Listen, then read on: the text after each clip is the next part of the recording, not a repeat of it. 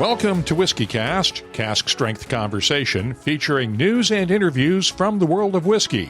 I'm Mark Gillespie, and this is episode number 1040 for January 21st, 2024. This week I'm on the road at the Victoria Whisky Festival in Victoria, British Columbia. Coming up in a few minutes.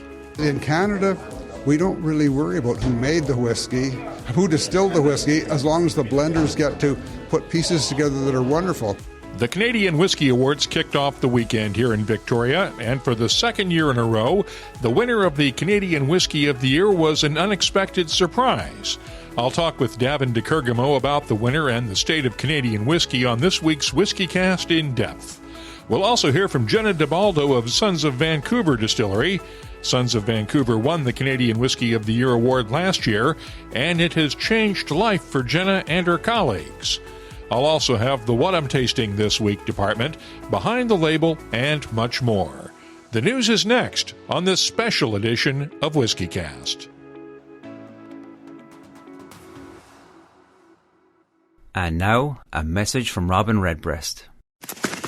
The average college basketball power forward is 6'9", which, according to my rough calculations, is 16.5 times my height. I'll stick to aimlessly pottering around in back gardens. Proud sponsor of WhiskyCast, Redbreast. Pass it on. Greetings, everyone. It's Gabriel Cardarello with Jewers, and I have big news. Jewers is about to unveil the first chapter of a 4-part collector series dedicated to honoring the most famous whiskey-producing regions of Scotland. More on that in a bit. Let's get started with the news. It's brought to you by the Dalmore. As I mentioned a minute ago, the winner of Canadian Whisky of the Year honors in the Canadian Whisky Awards came as a surprise. Paradigm Spirits of London, Ontario took the honor for its 2022 Heritage Collection release.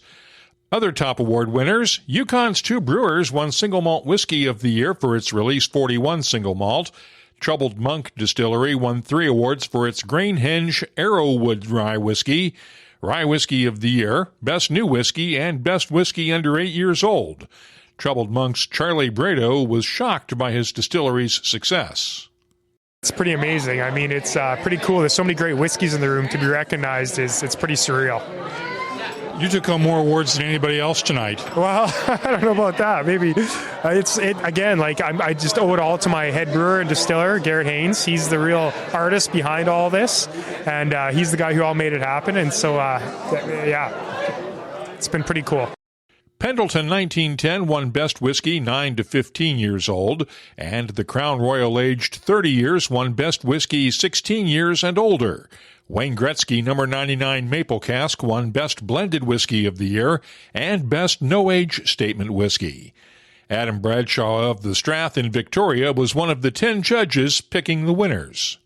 It's my first time judging the awards, and I was absolutely blown away by the overall quality of what we were given. And, honestly, the winners...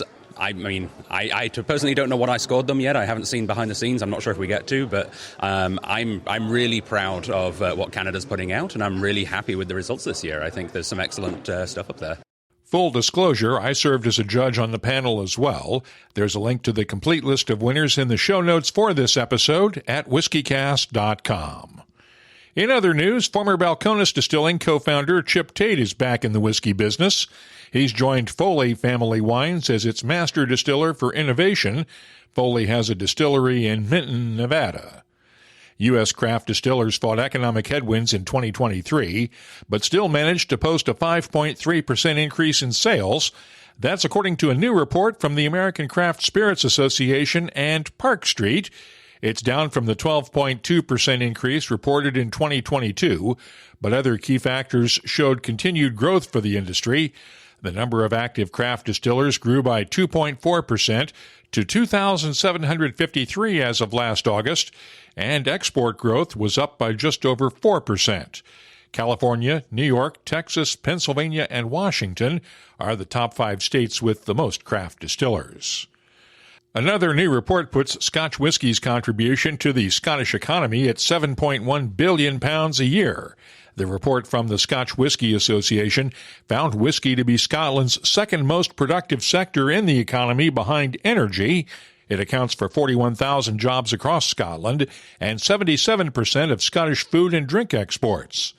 UK-wide, the industry accounts for 61,000 jobs and 26% of food and drink exports. Many of those jobs are tourism-related, and Glencadam Distillery will be adding to that number next year. Angus Dundee Distillers has started work on a visitor center that will open next year when the distillery celebrates its 200th anniversary. Here's Angus Dundee's Cody Reynolds. This is probably one of the busiest years in Glencadam's history.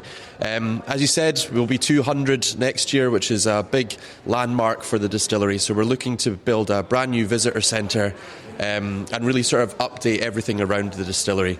We really do not want to make Glencadam too modern. We want to keep a lot of that history intact, but we want to sort of update it so that it's safe for people to come and see. And nobody's been able to come for tours before in the past formally, right? Formally, no. We were always happy to show people around. We're a family-owned company, and the family always want people to come and see the distilleries. So if you were to turn up on Glencadam's door on an average day and there was someone to take you round, we would. But now we will have the ability to formally bring people round in groups and hopefully get more people to fall in love with Glencadam. And this is going to be an economic boom for the town of Brechin, right? That's what we want. I'm not expecting Brechin to become the next London, but we're just hoping to bring some money back into Brechin. It's a little place, and if Glencadam's visitor centre can bring more people to Brechin streets, you know, your hotels, your local bakery, everyone can benefit from it, not just us. So it could be a big few years for Brechin itself, not just the distillery. Meanwhile, Kentucky's newest distillery starts out life in a county that was dry as recently as November. Staghorn's Garrard County Distilling Company has started production in Lancaster, Kentucky, with the ability to produce up to 8.5 million proof gallons of whiskey annually. The $250 million project includes the distillery and 2 rickhouses, with plans for 22 more over the next 6 years. New whiskeys announced this week. The Glenlivet is celebrating its 200th anniversary this year and has released a special version of its flagship 12-year-old single malt to mark the occasion. The whiskey was matured in 100% first-fill American oak casks, and the bottle design was created by Columbia's Studio Berti following a global competition. It's available through the Whiskey Exchange and other retailers for £51.95 a bottle. Teeling Whiskey Company has released what's billed as the first Irish single malt to be distilled with crystal malt. It's matured exclusively in virgin American oak casks and is available exclusively for now at Dublin Airport's duty-free shop for €80 a bottle before being rolled out to key export markets later this year. And finally, there's a new film in the works that will feature Scotch whisky heavily. The drama Glenrothan features the directing debut of Scottish actor Brian Cox. It'll focus on an estranged family's fight to save its whiskey distillery. Scottish actor Alan Cumming will co-star with Cox in the film. Filming is expected to take place in Glasgow and Perthshire later this year.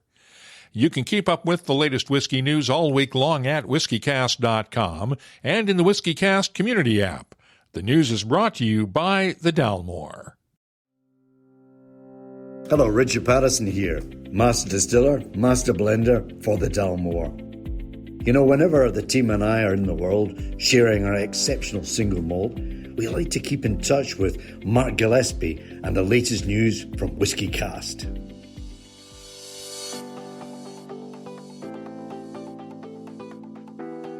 Let's open up the calendar and see what's coming up around the world of whiskey. The Kensington Wine Market in Calgary, Alberta hosts a Holyrood distillery tasting this Wednesday night. The Whiskey Exchange in London has a Burns Night barrel top tasting on Thursday. The Nth Bermuda kicks off on Thursday and runs through the 29th. The Whiskey Global is in Vancouver next Friday and Saturday, along with the Scottish National Whiskey Festival in Glasgow. The Chicago and Denver Winter Whiskey Festivals are both on Saturday, and the Whiskey Exchange hosts Wild Turkey's Bruce Russell for a tasting January 31st. If you're organizing a whiskey event, let us know about it. We'll add it to the calendars at whiskycast.com and in the WhiskyCast community app. At Dewar's, we're gearing up to unveil a prestigious 4-part collector series of exceptionally high-end blended malts.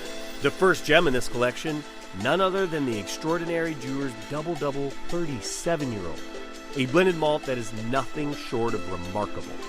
The Double 37-year-old undergoes Dewar's cutting-edge 4-stage aging process, meticulously designed to draw out the essence of whiskey barrels dating back to the late 80s. The result? An impeccable balance and a level of smoothness that is off the charts. To pay homage to the Speyside whiskey producing region, it gets an extra tip of the hat with a finishing process resting in Oloroso sherry casks that once cradled the prestigious Altmore single malt whiskey. As for the taste adventure, brace yourself for captivating notes that include the warmth of cinnamon, the velvety sweetness of heather honey, succulent juiciness of peaches, zesty pops of orange peel, and a decadent shower of brown sugar. And let me be clear, I'm merely giving you a glimpse of the sensational flavor adventure this whiskey has in store. This exceptional whiskey, though, is a rare find, so stay vigilant and find it at a store near you. Whiskey Cast In Depth is brought to you by Mortlock and the Classic Malts lineup. The 14th Annual Canadian Whisky Awards were handed out Thursday night here in Victoria. Paradigm Spirits of London, Ontario won Canadian Whisky of the Year honors, but no one from the distillery made the trip to Victoria for the awards dinner. That was the case last year when Sons of Vancouver Distillery won the award, but head distiller Jenna DiBaldo was around this year to pick up 3 gold medals for her whiskeys. She told me winning last year's award was life-changing. It's honestly difficult to put into words. We were known as a liqueur distillery, known for our amaretto best, and moving really heavily into whiskey, and that award sort of just jump-started our whiskey program overnight, really. The last year's been amazing, and just so many opportunities that we definitely wouldn't have had if we hadn't won that award. It's really difficult to put into words how much it's meant to us and how much it's done for sort of Sons of Vancouver as a whiskey brand. Yeah. You've come up with a successor to Palm Trees in a Tropical Breeze that won a gold medal this year. Yeah, the reblend of it. It was interesting because when we were talking to you when we won the award last year, a lot of people asked us, where do I get it? How do I get it? And we just said it's sold out. It's been sold out for a year. We don't have any more of it. And then as people kept asking and kept wanting more of it, we sort of started thinking to ourselves, it's an interesting challenge to reblend a whiskey that tastes very similar to another whiskey. People talk a lot about blending on a small scale, that it's very difficult, that it's very challenging to take a small number of casks and get a similar product to a whiskey from the past. And so we took it upon ourselves to try and do it. I think it was Davin de Kergommeaux actually that we were talking to, who's, we talked about it's impossible to blend out a whiskey that's similar to another whiskey, when you've only got a couple casks. And Davin was like, I think you guys are mistaken. He sort of said that he'd talked to other people and they had the complete opposite opinion than some people were telling us. So that sort of was maybe we can try this. And then we were talking to the guys at Two Brewers, and they were sort of toying with the idea of trying to reblend a whiskey that had been really popular in their lineup. So we just decided to do it. We found some more casks that were really similar to the casks that we had used for Palm Trees. They were really fruity, had banana and tropical notes at the front end of it, and then we found some really nice rum casks. These ones were from Barbados, and it came out. We blended it as closely as possible before it went into the rum cask, and then when it came out, like, it was nearly identical. It's not the exact same whiskey, but like we talk about them as cousins. You know, they're really similar, and I think we might start doing it as an annual summer release and just try to source different rum barrels from around the world and just have them all be really, really similar, 100% rye, really fruity casks, and then have the rum barrel sort of tweak it every year. So, yeah, hopefully we'll do another one this summer. How has your whiskey program changed over the last year? It's a good question. You know, I don't think we've made a huge shift in terms of like the original plan. You know, rye has always been a really big part of it. 100% rye, big flavor, cask strength. We've got a lot of weeded rye that we've been putting away. I think the idea generally is to sort of look at like the 100% rye cask strength as the whiskey lover's whiskey, and then try and do something that's like maybe a little bit sweeter and a little bit more accessible for the person who maybe doesn't want a higher ABV. Bring that one down to around 50% and try to do something like that. We still sort of kick around the idea of, do we want to do a SKU that's out there all the time and have it out there in a big way, or do we want to keep doing special releases and really just have all these different iterations? So still up in the air a little bit, but in terms of what we're putting down, we just started putting down more of it, and we knew that, we knew we were doing something right, and so it was nice to feel like people were liking what we were doing, and we just went even harder at it, and ran an Indiegogo campaign, got as much money to be able to just put away as much whiskey as we could this year. And the big change, I would say, we've switched over to full-size casks now. We were doing 30-gallon, now we're 53-gallon. So that might change the flavor a little bit, but that was mostly just the bourbon distillery that we get our ex-bourbon casks from also made that change, so we decided it was time. But just making a lot more whiskey, really. This year's Canadian Whisky of the Year award winner, let me get my mouth working properly here, was Paradigm Spirits, London, Ontario, for their 2022 Heritage Collection. What advice can you give them as a fellow craft distiller who won this award last year about what they're in for the next year? Oh man, take some nice photos of your place. When we won last year, we were like, we don't have any photos of ourselves or the distillery that are from the last 2 years. We had all these photos from when James and Richard first opened the place. So we took some nice photos, and so that we had some stuff to put in the articles people were writing about us.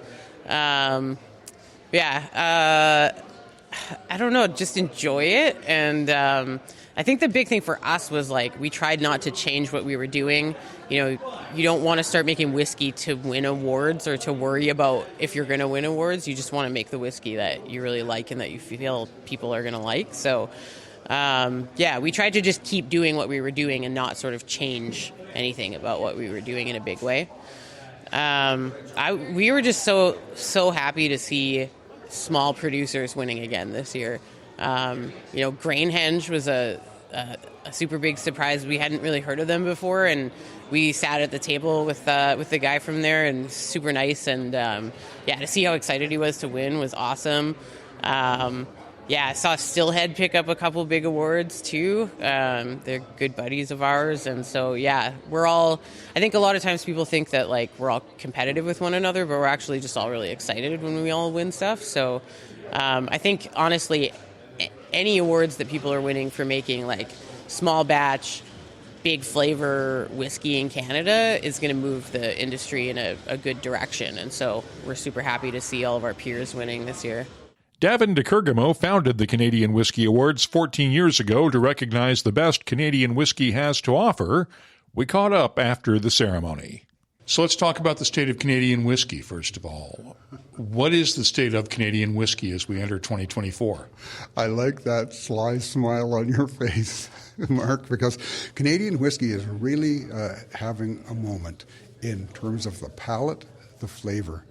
This is the first year in the Canadian Whisky Awards that we have seen so many different styles of whiskey that really have reached the point where people can appreciate them and enjoy them. We've had these in the Canadian Whisky Awards before, but this year we had like a whiskey that's finished, tastefully finished in a maple cask. We've had a wonderful, incredible Canadian Club 15-year-old sherry, which is a traditional style of finishing a whiskey in a sherry cask. The winner this year was from Paradigm Spirits in London, Ontario, the Whiskey of the Year. They had purchased a whiskey that was 18 or 19 years old, and they had brought it back to their distillery and blended in some sherry, which our blending rules allow. And it was remarkable, the difference between the two. The Paradigm whiskey was just crisp and clean, and you could taste the whiskey. It was really a whiskey-ish. Some people know that I'm not a huge fan of whiskeys that are over wined or over sherried or whatever. This was done very tastefully. The state of Canadian whiskey, I think the small distillers are really coming alive. It's about 12 years since we started microdistilling in Canada, and they're starting to come of age. They're starting to mature, and we're getting some phenomenal whiskeys. Last year, the Sons of Vancouver one kind of blew my mind because it's the first time ever that a major distillery hasn't won top award. This year, a whiskey that just one of the nicest whiskeys that I think we've ever made in Canada. Started making it in the 1940s. Weiser's 18-year-old. It won the best corn whiskey of the year, and that really made me feel great. It's been pretty close in the past, but this year it really came to the top. We have some really wonderful new things happening. Now, the whiskey that really kind of blew my mind came from 40 Creek. It's 40 Creek cherry wood, and it's what they do is they take the whiskey after it's mature, they put a few staves of cherry wood into the barrels so that they can get some flavor out of it. This is something that the Spanish have been doing for decades, if not centuries, with their wine. And the cherry wood just reinforces the wood backbone of the whiskey without dominating it. Now, using odd woods or unusual woods, exotic woods, this has been going on for quite a while. I think you said it was 2012 the first time Maker's Mark did this with putting French oak staves inside barrels. And there's a cooperage in the States, Black Swan, that is sending out all kinds of exotic woods to the distilleries. But this year it kind of came of age in Canada with this 40 Creek cherry wood, made with cherry trees, harvested in Canada, and used to underline the structure of the whiskey. Now, this Paradigm Spirits was obviously 19 years old from a 5-year-old distillery. So it's sourced whiskey. There's no rules about that in the Canadian Whisky Awards that you have to have distilled your own whiskey. What does that say about let me rephrase the question. What does that tell us about the state of independent bottling and the state of sourcing whiskey and sourcing bulk whiskey and getting good whiskey out of that? Well, I think I'll answer that a different way than you might expect, because in Canada, we really excel in blending whiskey, and we don't insist that all of that whiskey came from the same distillery. Now, in America, there tends to be a strong interest, and a lot of this has just been nurtured by marketing, in the distillery. And the distillery, whatever the distillery does, is really important. In Canada, it's what the blender does. And the blender may purchase other spirits from other places. And I'll give you a very good example.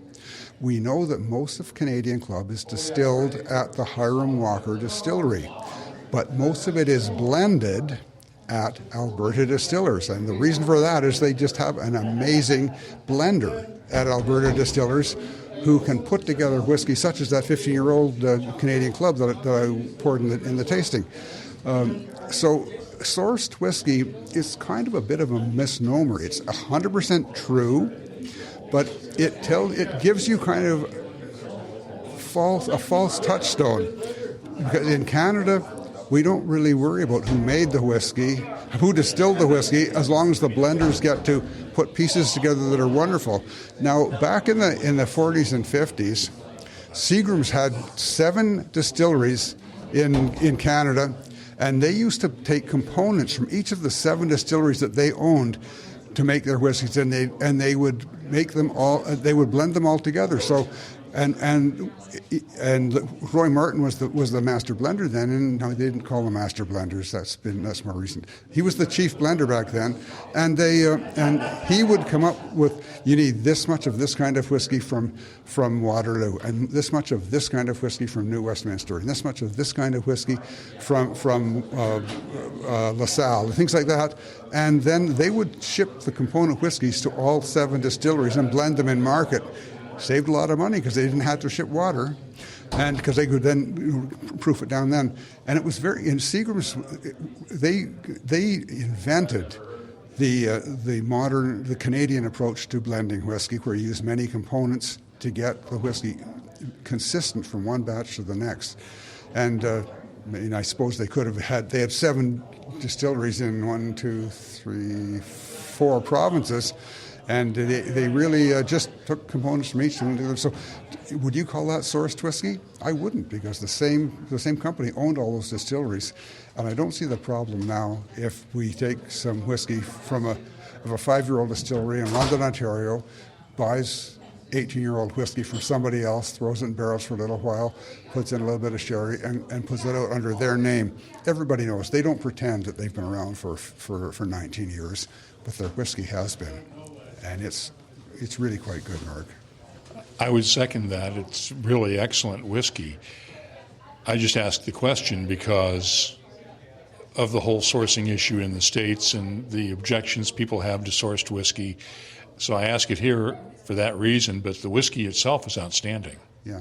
I think that by worrying a lot about sourced whiskey, we're asking a question from a kind of... It doesn't tell you a whole lot, because to me, it's what the whiskey does on your tongue that matters, okay? I don't care how they get there. I want it to be authentic. I want it to be made by whiskey makers. But if they need a little bit of rye from someplace or a little bit of something else from someplace else to make me that much more happy, to make my experience drinking it more pleasurable, I am open to that. I fully understand, and I'm fully supportive of the people whose passion is for drinking whiskey from all one distiller. It's no different than single cask or things like that. Fill your boots, guys.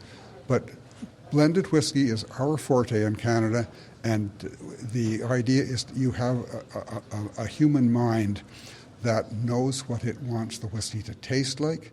And Canadian whiskey is a product of the human intelligence, and they don't want to be constrained by things like where is the still located. Okay, it's a different model. You know, if you could not do this with Macallan, for example, it has to be made at Macallan. You could not do this with Glenfiddich. It has to be made at Glenfiddich. You can do this with Canadian Club. You can do this with Crown Royal. Crown Royal has 3 distilleries making components for their whiskey. You know, and those 3 are then sent to another place to be blended. So it's just it's kind of a different mind frame, and I think it may be difficult to get your head around that. Just like, you know, people like you and I started out in malt whiskey, you know, and it really took me a long time to get my head around bourbon, because they don't do it the single malt way, and I thought if it wasn't single malt, it was crap until I tasted it. And you know, and today, you know, some of the bourbons that are coming out of there are just out of America. I mean, are just wonderful. And it's the same in Canada. It took me a while to understand that I'm not buying a distiller here. I'm buying a blender. I'm buying the work of a blender. Yes, they have very skilled people who make these components, do a brilliant job of it, but the intelligence is applied at the blending level. And, it's the same with, we don't use mash bills for some of these whiskeys, because if you distill rye and corn and wheat and barley all the same way, only the corn tastes at its best. If you mature them differently, you want to mature rye in a barrel that's toasted if you really want to pull out those spicy notes, and the fruity notes. But if you put it all together in a mash bill, then it, you have to compromise on everything. You have to use a yeast that is broad spectrum. You have to do a certain type of maturation. Now, I'm telling you this as if that's not good enough, and you know that I'm a super fan of so many American bourbon whiskeys that are made that way. And I know that some Canadian distillers do that, at least for some components. But it's just that we have a different mindset. We came from a different place. We make our whiskey differently. The whiskey is outstanding. It's wonderful. And I think if people give it a chance, the only thing you can do to ensure that you're going to taste great Canadian whiskey is don't buy the cheapest stuff. Buy the stuff that's a little bit up the line, and you're going to be happy.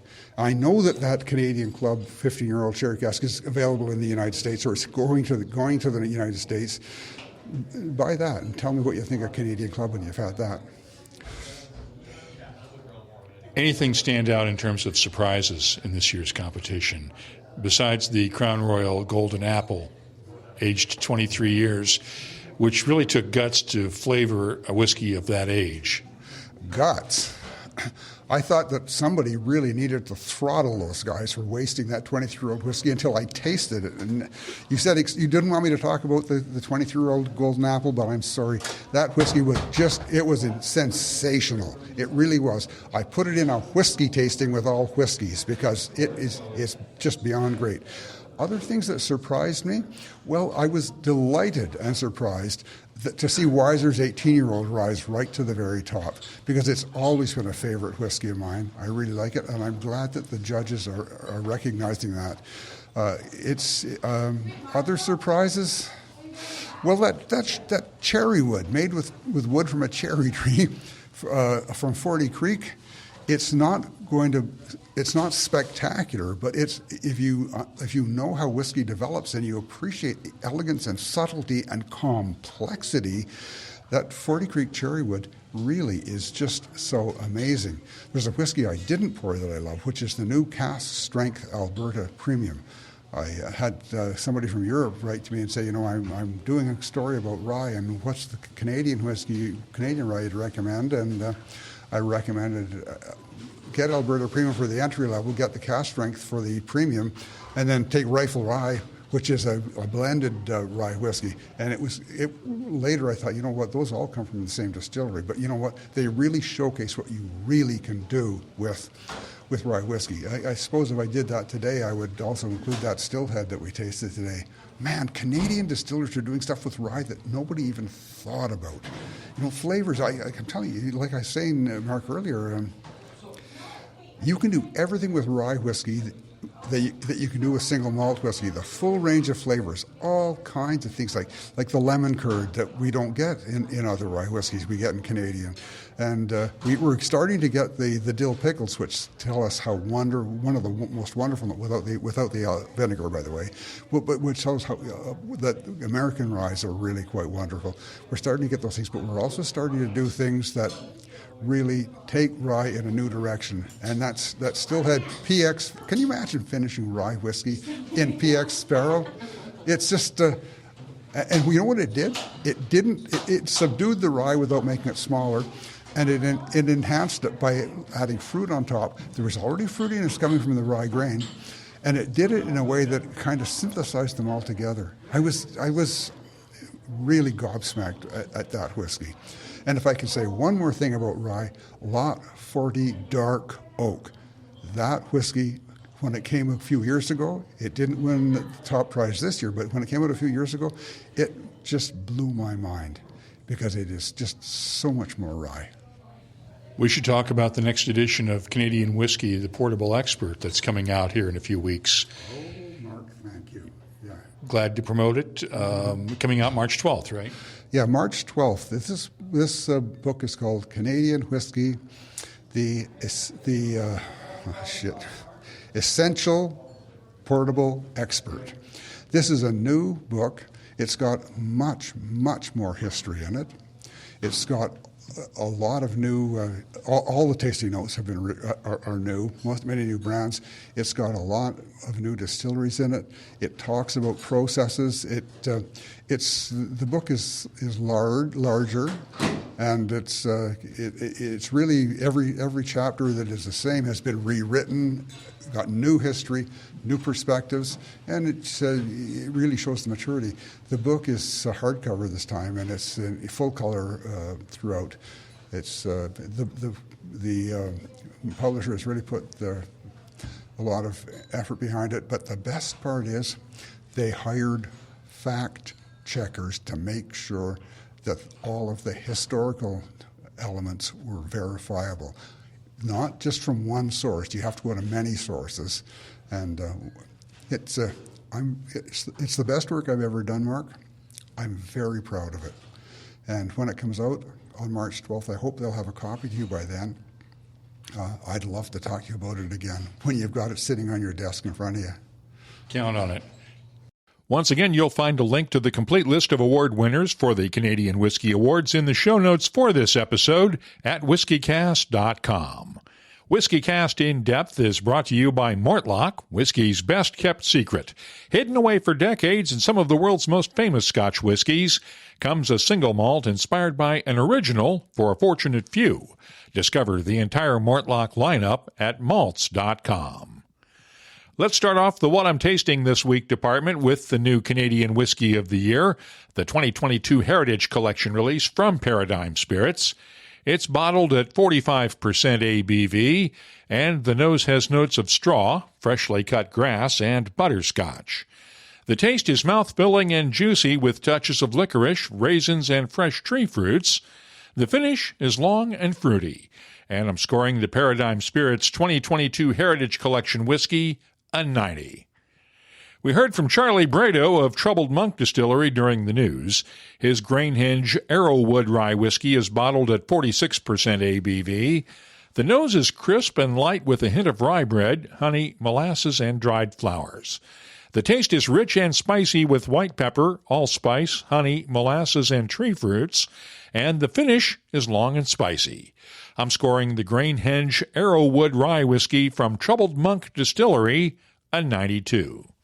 Now let's look at the Gordon & MacPhail Connoisseur's Choice Mortlach 2005. It's a single malt matured in a refill sherry hogshead and bottled at 56.1% ABV. The nose has touches of dried fruits, beeswax, and citrus fruits.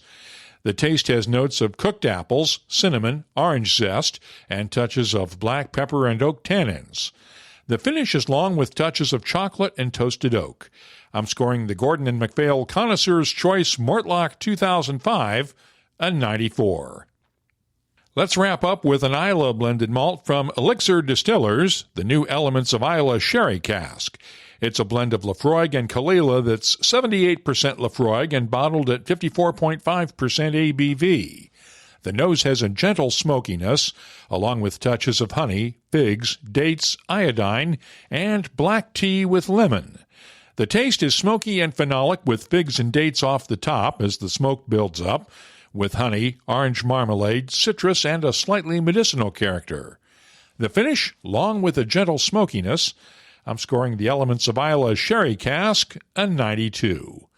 I'll be adding these tasting notes to our searchable list of more than 3,600 whiskeys from all over the world. Check it out this week at whiskycast.com. And now, a message from Robin Redbreast. So, in Spain, they call Redbreast Petit Roco. It's me, but a touch more exotic. Kind of like a Redbreast PX edition. Finished in Pedro Jimenez casks, adding a velvety and decadent dimension. You know, I won't lie. A climate like this makes me wish I was a migratory bird. Proud sponsor of WhiskyCast. Redbreast. Pass it on. Let's open up the inbox and see what people are talking about this week. Our community segment is brought to you by Waterford Whiskey. You might remember our coverage 6 years ago from Victoria when British Columbia liquor agents raided 4 bars in Victoria and Vancouver. They were accused of selling Scotch Malt Whisky Society whiskies that they sourced from private liquor stores instead of the provincial liquor wholesaler. 3 of the bars settled, but Eric and Allura Fergie of Fett's Whiskey Kitchen in Vancouver fought back. They had dozens of bottles of SMWS whiskies seized in the raid and eventually won their case against the province. The bottles were returned last July, but Eric and Allura brought one of the seized bottles to Victoria for a Heels party this weekend. I posted a photo of the bottle with the seizure label still firmly attached, and Canuck Sloth posted this in the WhiskyCast community app. Bootlegger's booze is the best. Scotchology posted this on X. I remember this story, so happy to hear they were eventually returned. Cheers. And Rob and Kelly Carpenter from the Scotch Malt Whisky Society's Canadian chapter X'd this. Delighted Eric and Allura got their bottles back, although it should not have taken as long as it did. Real victory, though, comes when the legislation changes, which still shows no sign of happening. That law requires bars and restaurants to source all of their whiskeys and other spirits directly from the British Columbia Liquor and Cannabis Distribution Branch. They're not allowed to use the province's privately run liquor stores that have the ability to sell SMWS and other whiskeys the province doesn't offer. If you have something you'd like to share with whiskey lovers around the world, download the WhiskyCast community app from the iOS or Android app stores and join the conversation. You can also get in touch with us on X, Threads, Instagram, and Facebook at WhiskyCast. The email address is comments@whiskycast.com. Our community segment is presented by Waterford Whiskey on the web at waterfordwhiskey.com. Every Irish single-farm origin gives completely different flavours when it's malted, fermented, distilled and matured. That's why we're exploring Irish terroir. Imagine how many flavours we find working with over 100 of them. Waterford Whiskey, the most naturally flavoursome single malt. Let's close out the show now with Behind the Label, our look at the history, science, and people who make whiskey unique. And we welcome a new sponsor this week. We're glad to have Balcones Distilling on board to bring you Behind the Label each week. During the news, I mentioned the Crystal Malt single malt whiskey from Teeling Whiskey Company. But what is crystal malt? Well, it's made by taking wet malted barley and heating it to mashing temperatures before roasting it. That turns the starches into sugars before milling, and the sugars form a crystalline structure inside the hull. The sugars are released during mashing and add caramel or toffee flavors to a whiskey. Teeling may be the first Irish distiller to make a whiskey using crystal malt, but it's been used before by Glenmorangie, Westland, and other distillers. If you have something you'd like us to look at on an upcoming episode, just get in touch with us. Behind the Label is brought to you by Balcones Distilling, the original Texas whiskey at the forefront of the American single malt movement, exploring place and provenance with unique style whiskeys, ranging from the award-winning Texas One and Lineage American single malts to their Baby Blue straight corn whiskey and Texas Rye bottled in bond. Discover whiskey from a new perspective at balconesdistilling.com.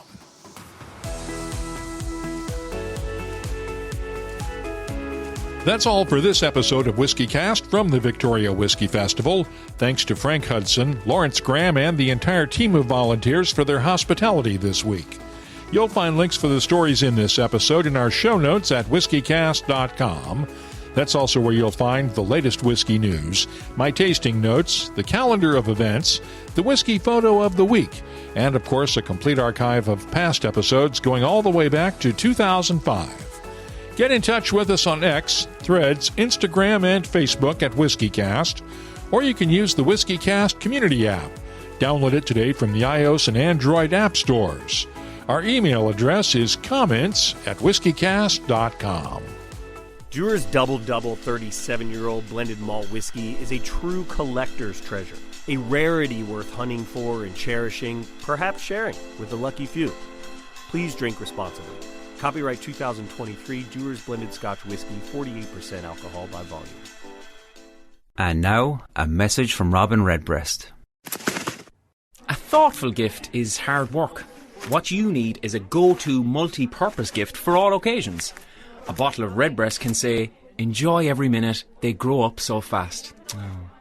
And equally, Nails, apologies for the back pain. I should have just hired a moving company. Proud sponsor of WhiskyCast. Redbreast. Pass it on. WhiskyCast is a production of Cask Strength Media, copyright 2024, and comes to you this week from the Victoria Whisky Festival in beautiful Victoria, British Columbia. I'm Mark Gillespie, reminding you that when you drink, please drink responsibly. Thanks for listening.